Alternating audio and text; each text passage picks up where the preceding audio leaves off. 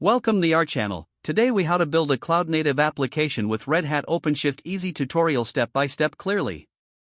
To build a cloud-native application with Red Hat OpenShift, start by ensuring you have a Red Hat OpenShift account.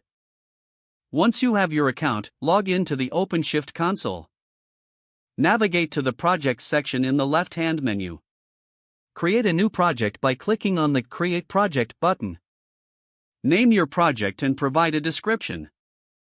Click Create to finalize your new project.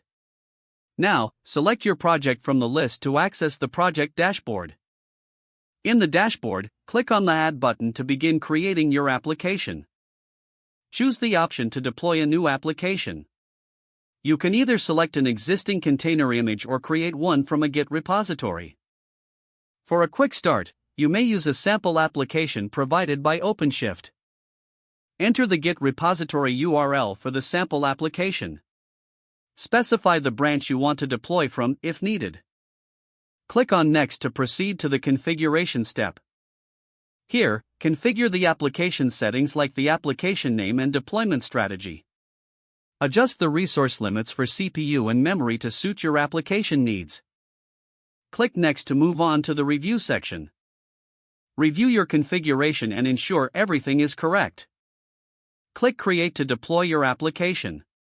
Once the deployment is complete, navigate to the Workloads section to monitor your pods. Check the status of your pods to ensure they are running successfully. If your pods are healthy, you can access your application through the route created by OpenShift. Click on Routes in the left-hand menu to find your application URL. Open the URL in a new browser tab to see your application in action.